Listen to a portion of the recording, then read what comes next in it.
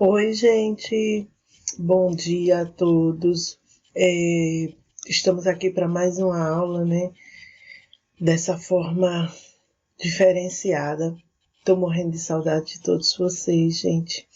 Dos nossos abraços, de nossas brincadeiras, de nossos risos, né? De nossa interação, de nosso convívio no contexto geral. Vamos dar continuidade ao nosso segundo bimestre. Estamos trabalhando o volume 2 do nosso livro, tá? Nós começamos aí com os assuntos sobre nossa população brasileira. E o tema principal continua o mesmo, população brasileira e seus movimentos. Aí eu coloquei até aqui, parte 2. Por que parte 2, professora? Porque a gente viu uma parte do nosso conteúdo e agora nós vamos ver a segunda parte dele, certo? A segunda parte dele fala sobre aí os movimentos da população brasileira. A geografia explica que os movimentos de uma população ela é originada, né, de acordo com o deslocamento dessa população de uma região para outra. Para compreender, né, as migrações, é importante também que a gente obedeça a algumas razões econômicas, sociais, naturais, evidenciando, né, a existência de outros fenômenos. Ou seja, quando uma pessoa ela se muda de um lugar para outro, ela tem motivos. Ninguém vai mudar de cidade, de estado, de país, porque bateu na telha, hoje eu vou morar, sei lá, na China, e vai embora para a China. Não, eu vou morar na China porque na China eu vou ter uma qualidade de vida melhor, porque lá eu vou ter mais oportunidade, porque lá estão me oferecendo um emprego melhor, ou porque lá é um país agradável, não tem fenômenos naturais drásticos, não tem violência. Então vai ter N motivos para uma pessoa querer se mudar para a China, certo? Do mesmo jeito, usei o exemplo China, mas seria também para o Brasil. E a gente vai observar que muitas imigrações que ocorreram para o Brasil, ela teve alguns pontos interessantes. Tá? Primeiro vamos entender o que é uma migração, né? O deslocamento de uma população pelo espaço geográfico de forma temporária e permanente. Ou seja, ou a pessoa vai por um período e volta, ou ela vai e fica. Que tem ocorrido desde o início, ó, gente. Essa ideia de migração não é uma coisa nova, tá? A migração é algo que vem desde os nômades, né? O homem migra por muitas razões. Eu vou dizer assim, a principal de todas é por questões de sobrevivência, né? E de querer uma vida melhor, certo? Um grupo social, ele não se muda de um lugar para outro só porque quis, né? E a gente observa que vários grupos sociais, em seus deslocamentos de espaço, durante o período da pré-história, né? Eles fizeram isso em busca de uma coisa bem simples, o alimento. Os nômades, eles se mudavam de um lugar para outro em busca de alimento. Então, é importante que o homem observe, né, que esses movimentos migratórios, eles ocorrem por N fatores. As razões para as imigrações são bem interessantes. A primeira, eu vou dizer assim, é econômica, né?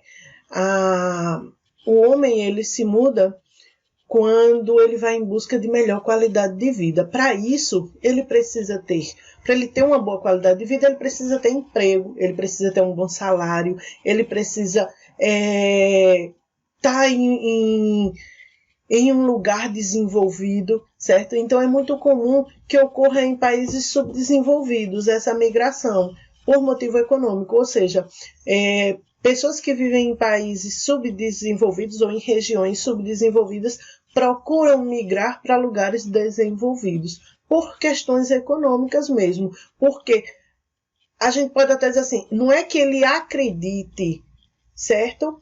Eu vou usar até uma linha de tempo para vocês, uma linha de pensamento para vocês. Se vocês têm conhecimento, estudo, vocês futuramente terão bons empregos, e se tem bons empregos, terão ótimos salários. Se tem ótimos salários, vocês têm uma qualidade de vida maravilhosa, certo? Então, a questão econômica, ela é um ponto muito importante para essas questões migratórias, tá? Uma outra questão, um outro ponto, é a questão cultural e religiosa. Muitos grupos sociais, principalmente em parte da Europa, Oriente Médio, né, eles migram por questões culturais e religiosas. Pode não parecer, porque nós vivemos em um país que se denomina Estado laico. O que é o Estado laico, professor? Quer dizer que é respeitado, aqui no Brasil, a cultura e a religião de todos. Obviamente que a gente vai ver que alguns vai dizer assim, mas eu sofro preconceito, eu sofro xenofobia. O que é xenofobia?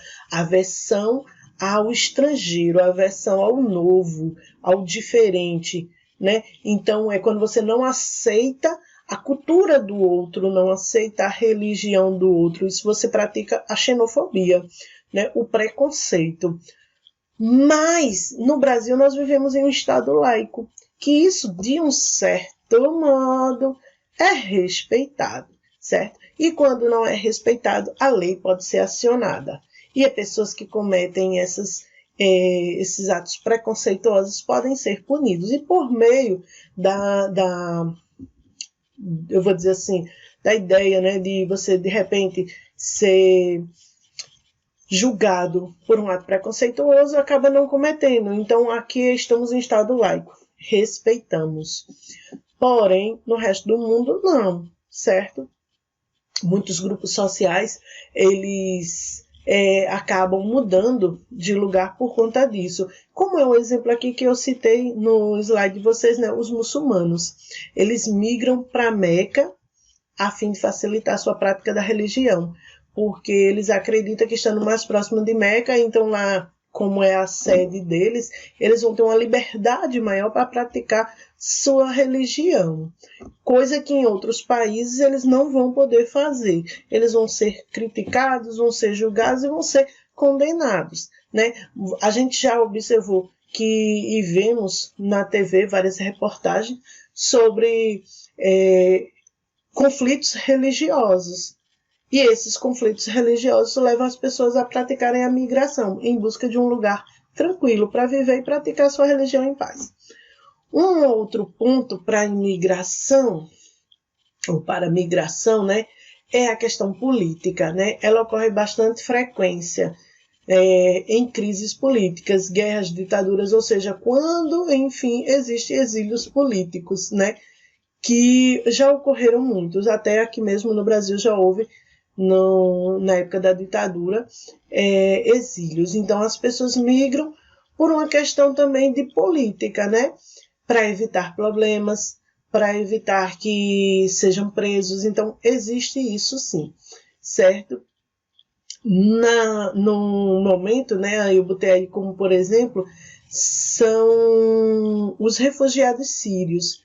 Ou seja, lá existe uma guerra civil, política, e os sírios, eles que têm partidos políticos divergentes, eles costumam praticar a migração com medo da repressão, certo? Atualmente, né, essa guerra civil lá na Síria já dura 3 anos e já contabiliza 130 mil mortos. É muita gente, mas ocorre, tá, gente?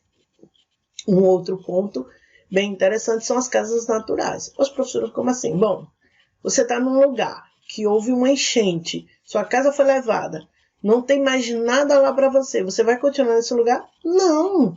Você vai procurar um outro. Então você migra também por questões naturais, seja um enchente, seja um furacão, um vulcão, um terremoto, mas você procura um outro lugar para viver, porque nesse lugar que você está vivendo não dá mais para continuar. E isso é uma questão natural, não é uma questão de não estar gostando do lugar, né? Mas é uma questão de sobrevivência aí no caso.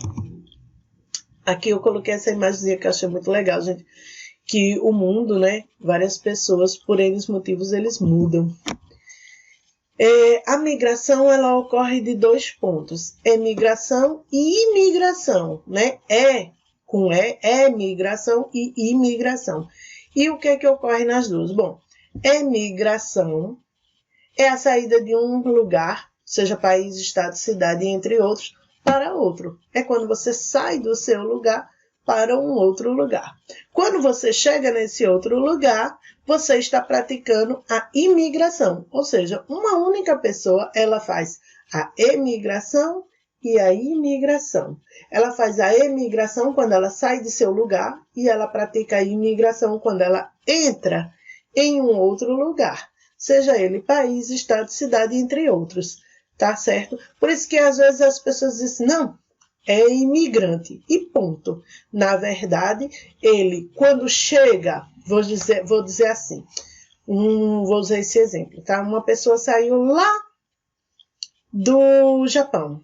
Então, para os japoneses, ele é um emigrante, porque ele saiu. E ele veio para o Brasil. Para nós brasileiros, ele é um imigrante, porque ele chegou. Ele entrou em nosso país. Então, uma única pessoa, ele pratica os dois. Bom, os tipos de migração, né?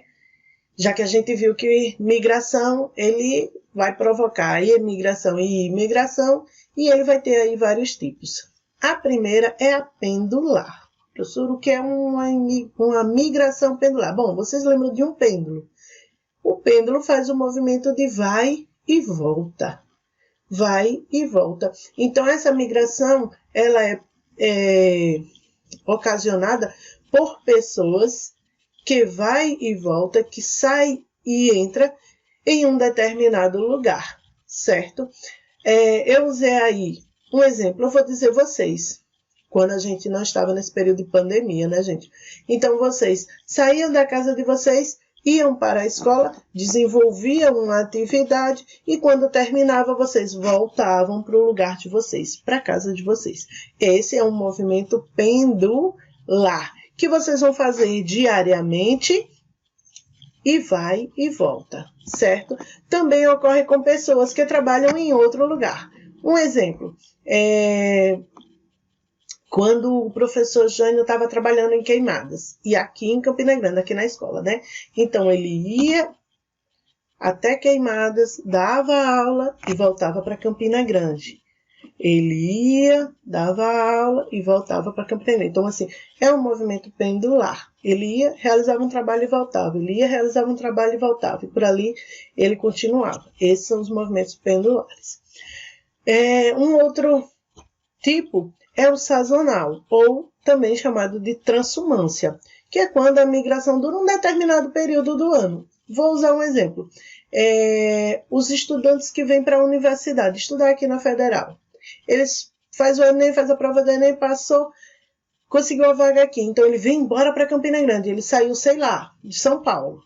Conseguiu a vaga aqui na UFCG. Então, ele saiu de São Paulo, veio para Campina Grande. Estudou por meses, né? Vamos dizer que o curso dele leva 4 anos. Ele passou 4 anos aqui na cidade, terminou, o que é que ele faz? Ele volta para São Paulo.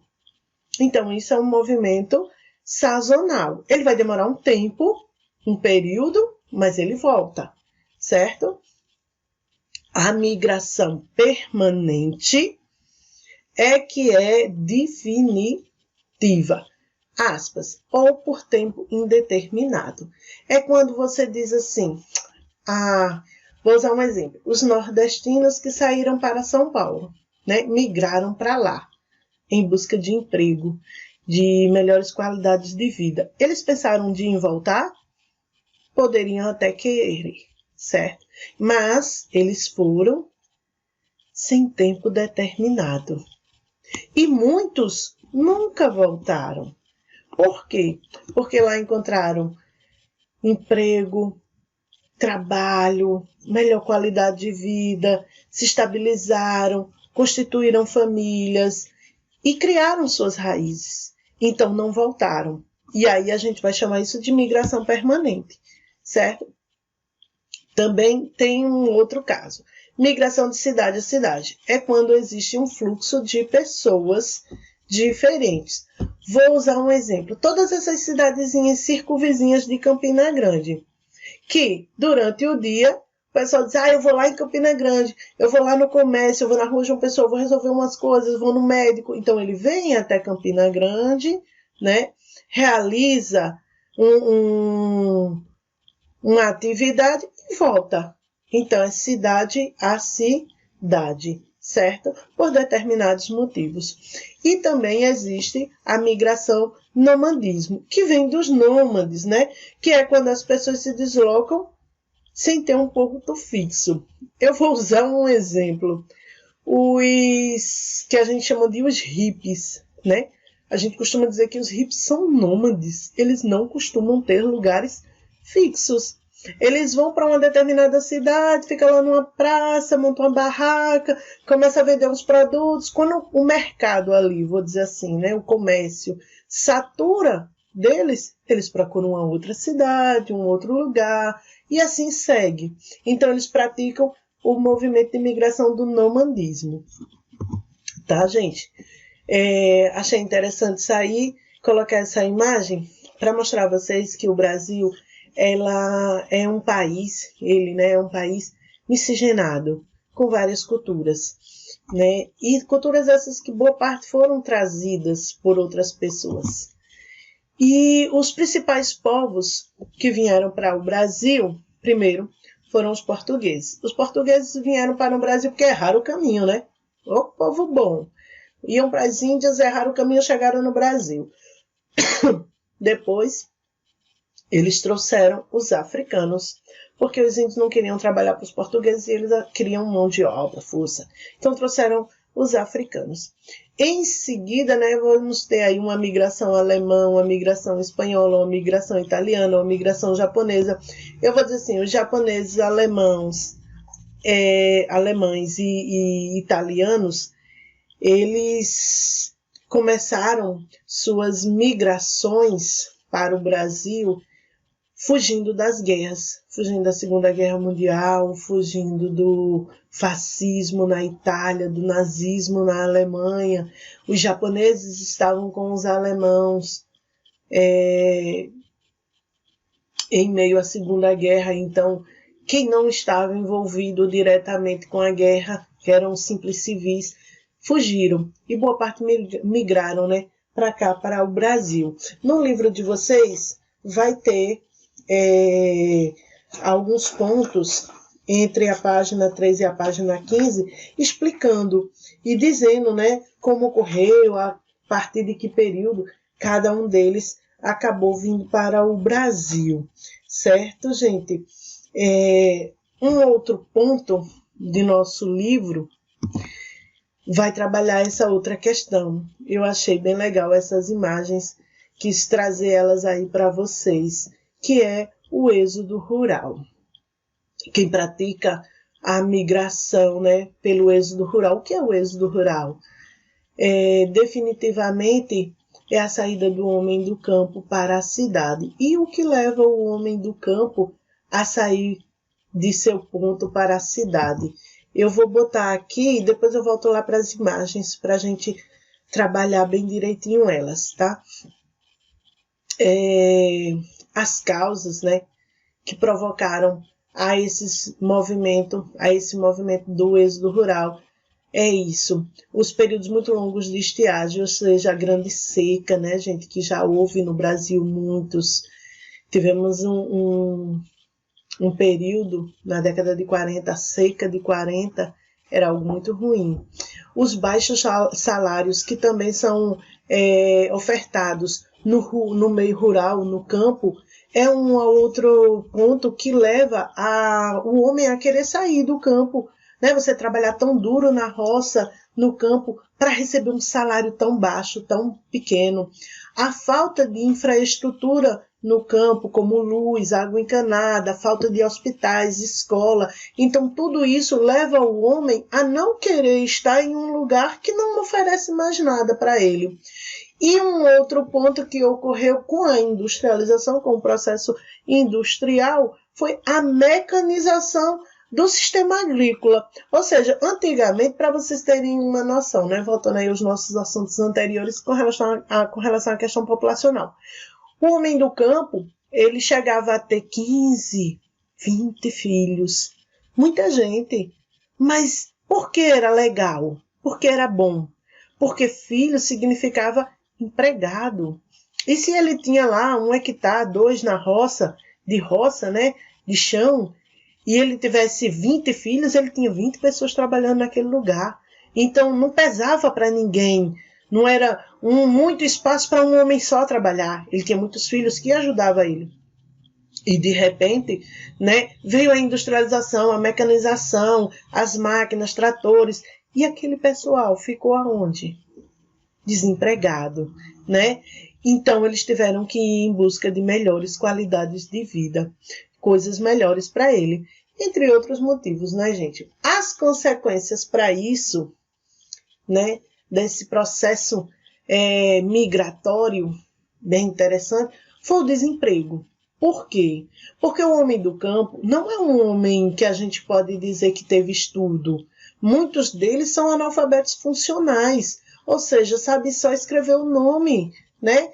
Às vezes nem isso, eles assinam ainda no dedinho, né? No polegar. E aí a gente brinca, né? Vamos assinar por extenso. Puxou, né? Mas, gente, tirando brincadeiras à parte, então, esse homem sem estudo acabou indo para a cidade. E chegou na cidade, já encontrou um lugar urbanizado, industrializado. E ele não tinha emprego. Ele só tinha força bruta.